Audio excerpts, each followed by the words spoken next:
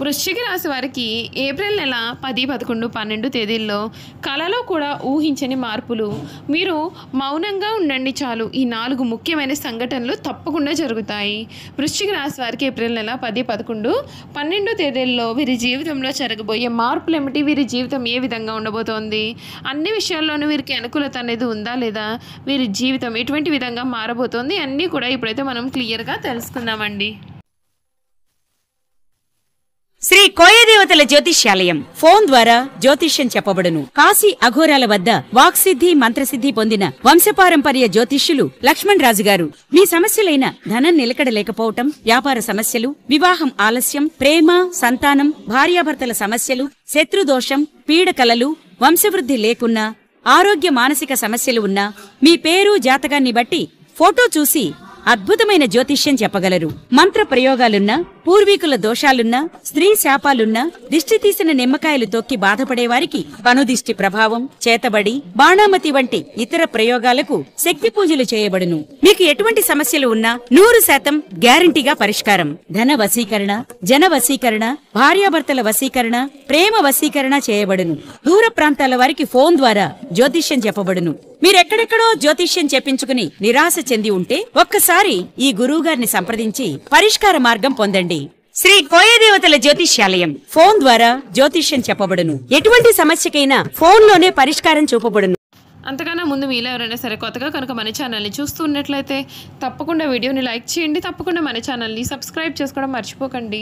Subscribe చేసుకోవడంతో పాటుగా పక్కనే ఉన్న బెల్ ఐకాన్లో ఆల్ ట్యాప్ చేయండి. ఈ విధంగా చేయడం ద్వారా మేము పెట్టే ప్రతి వీడియో కూడా మీకైతే నోటిఫికేషన్ రూపంలో కనబడుతుంది.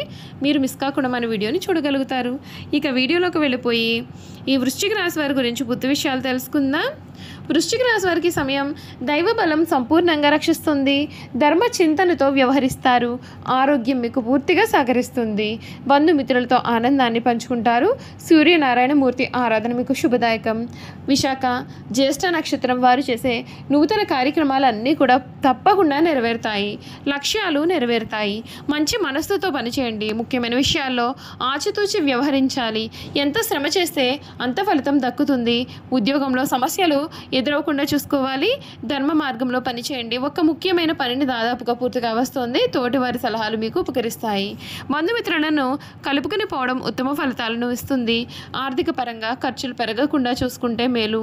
వివాదాలకు దూరంగా ఉండాలి. నవగ్రహ శ్లోకాలు చదివితే మీకు అన్ని విధాలుగా కూడా ఉన్న ఆటంకాలు తొలగిపోతాయని చెప్పడంలో కూడా సందేహం లేదండి. ఈ వృశ్చిక రాశికి సంబంధించినటువంటి వారికి సమయం అంతా కూడా చక్కటి అనుకూలత అనేది కనబడుతుంది. మీరు ఏదైతే జీవితం కావాలని కోరుకున్నారో ఆ జీవితం అయితే మీకు పూర్తిగా దక్కబోతుంది. అన్ని విధాలుగా కూడా ఉన్న ఆటంకాలన్నీ కూడా మీకు ఈ సమయంలో తొలగిపోతాయి. మీ వృత్తి, విద్య, ఉద్యోగ, వ్యాపార, వైవాహిక జీవితాలన్నింటిలో కూడా ఈ వృశ్చిక రాశి వారికి సమయం అంతా కూడా అనుకూలత అనేది బాగా కనిపిస్తుందని చెప్పడంలో సందేహం లేదు. ఈ వృశ్చిక రాశి వారికి సంవత్సరం వారికి అవకాశాలు మరియు సవాళ్లతో మిశ్రమ ఫలితాన్ని అయితే తెస్తుందండి. శని సంవత్సరం ప్రారంభంలో కుంభరాశిలో 4వ ఇంట్లో ఉంటాడు. దీని వలన ఇల్లు, కుటుంబ జీవితం మరియు ఆస్తి విషయాలపైన దృష్టి అనేది పెరుగుతుంది. రాహు 5వ ఇంట్లో ఉండడం చేత పిల్లలు మరియు సృజనాత్మక ప్రాజెక్టుల విషయంలో తగిన జాగ్రత్తలు తీసుకోవాలి. మార్చి 29న శని మీనరాశిలో 5వ ఇంట్లోకి ప్రవేశిస్తాడు. దీని వలన జ్ఞానం, ప్రేమ మరియు పిల్లల విషయాలపైన దృష్టి మళ్ళుతుంది. ఈ విషయాల్లో ఓపికగా జాగ్రత్తగా వ్యవహరించాలి. మే నెల 18న రాహు 10వ ఇంట్లోకి మారడం చేత ఇంటి మరియు కుటుంబ వాతావరణం పైన ప్రభావం అనేది పడుతుంది. గురువు ఈ ఏడాది ప్రారంభంలో వృషభ రాశిలో 7వ ఇంట్లో ఉంటాడు. దీని వలన భాగస్వామ్యాలు మరియు వ్యాపార ఒప్పందాలకు మద్దతు అనేది లభిస్తుంది. మే 14న గురువు మిథున రాశిలో 8వ ఇంట్లోకి ప్రవేశిస్తాడు. దీని వలన భాగస్వామ్య ఆర్థిక వ్యవహారాలు, వారసత్వ ఆస్తి వాటికి సంబంధించినటువంటి సమస్యలు కూడా ఏర్పడే అవకాశం కనిపిస్తోంది. ఈ ఏడాది చివరిలో గురువు కర్కాటక రాశి గుండా వేగంగా సంచరించి తిరుగు మిథున రాశిలోకి రావడం వలన ఆధ్యాత్మిక వృద్ధి, దూర ప్రయాణాలు మరియు వ్యక్తిగత రూపాంతరం గురించి మీరు ఆలోచిస్తారు. ఈ వృశ్చిక రాశి వారు 2025 సంవత్సరం ఉద్యోగ జీవితంలో కొత్త అవకాశాలు మరియు సవాళ్లు రెండింటిని కూడా తీస్తుంది.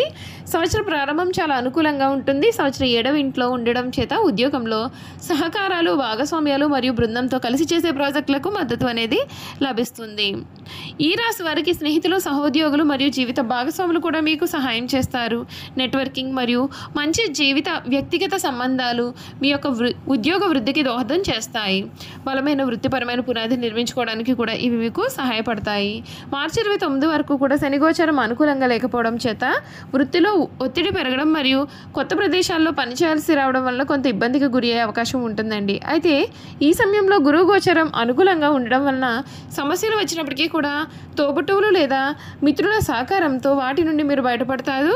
అయితే మీ ఆలోచనలు ఆచరణకు సంబంధం లేకుండా ఉండడం వల్ల కొన్నిసార్లు ఇతరులు మిమ్మల్ని కేవలం మాటలు చెప్పేవారి తప్ప పనులు చేసేవారి కాదని అపోహపడే అవకాశం ఉంటుందండి. ఈ సమయంలో తక్కువగా మాట్లాడడం మరియు చక్కగా పని మీద దృష్టి పెట్టడం వలన ఉద్యోగంలో అభివృద్ధి కూడా పొందగలుగుతారు. మే నెల తర్వాత గురువు 8వ ఇంట్లో, రాహువు 4వ ఇంట్లోకి ప్రవేశించడం చేత ఉద్యోగంలో కొన్ని సమస్యలు, ఇబ్బందులు ఎదుర్కొనే అవకాశాలు అయితే ఉంటాయి.